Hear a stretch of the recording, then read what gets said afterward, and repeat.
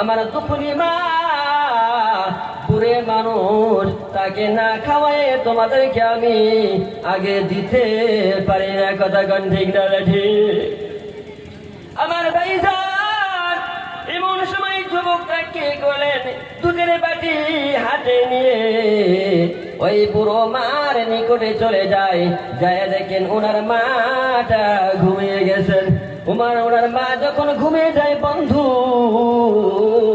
যুবকটা দুধের বাটি হাতে লইয়া দাঁড়ায় আছে।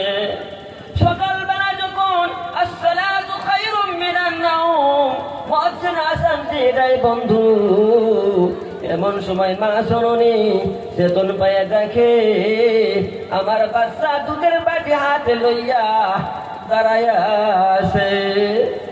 বাচ্চা আমার কি দুধের বাটি হাতে নিয়ে আমার শিওরে দাঁড়ায় গেছে। মা বলতে আছে, ওরে যুবক, তুমি কখন থেকে দুধের বাটি হাতে নিয়ে দাঁড়ায় আসো? যুবক বলতেছে, মা সন্ধ্যার থেকে নিয়ে সারা রাত আপনার শিওরে দুধের বাটি হাতে নিয়ে দাঁড়ায় আসি। ও মা, আপনাকে কাঁচা ঘুমের থেকে আমি ডাকে দিই নাই মা। যদি আমি ডাকে দিতাম তোমার ঘুমটা ভঙ্গ হয়ে যাবে, বোধ হয় তোমার ইবাদতটা কাটা হয়ে যাবে, ওই জন্য আমি আপনাকে ডাকে দিই নাই গো মা। মা বেদুই মাফ করবেন, এই যে রান দুধের বাটি আপনি পান করে নেন। মা বলতেছে, আল্লাহ, আমি মার জন্য আমার সন্তান দুধের বাটি হাতে লইয়া দাঁড়ায় আছে আমার শিওরে। আল্লাহ, এই বাচ্চাটাকে, এই বালকটাকে জামানার ওলি বানাই দিও। জোরে বলা যাবে না সুবহানাল্লাহ? নারে তাকবীর! এই যুবকটাকে, এই বাচ্চাটাকে জামানার ওলি বানাই দিলেন। কার দোয়া? কার দোয়া? মায়ের দোয়া। মা বাবা আমাদের সবার আছে তো? আছে? কার কার মা বাবা আছে? হাত তুলে দেখেন। মাশাআল্লাহ, মাশাআল্লাহ। আরে মা বাবা কি বস্তু! খুব কঠিন একটা বস্তু। মায়ের পদতলে সন্তানের বেহেশ। আরে আমার বাবা নাই, আমার মা আছে। সকলে দোয়া করবেন। আমার মার বেমার, শনিবার দিন চোখ অপারেশন করবো ইনশাল্লাহ। সকলে দোয়া করবেন, করবেন তো ইনশাল্লাহ? আমার ভাইজান, লম্বা করে বলবো না, আরো দুই তিনটি বক্তা আছে বন্ধু আমার।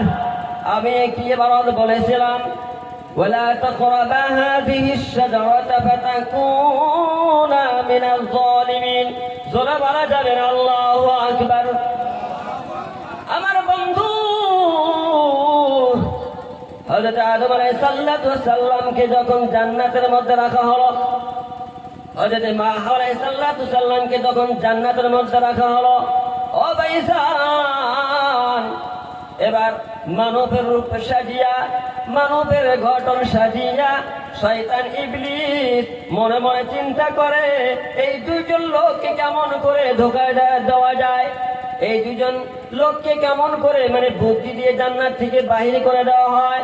আমার ভাইজান, শয়তান ইবলিস কি করলেন বন্ধু, মানবের রূপ সাজিয়া জুব্বা পাঞ্জাবি গাদ দিয়া জান্নাতের মধ্যে প্রবেশ করলেন।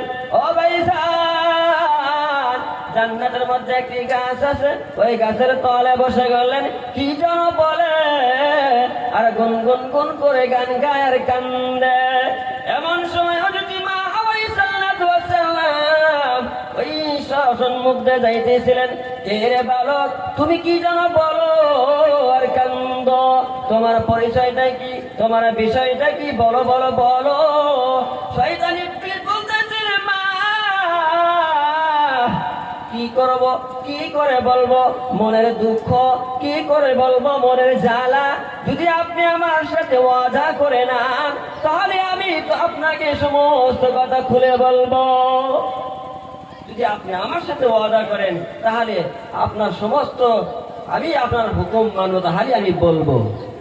বোঝা গেছে? বোঝা গেছে তো? আমার ভাইজান, মার মনটা তো নরম, মার মনটা নরম।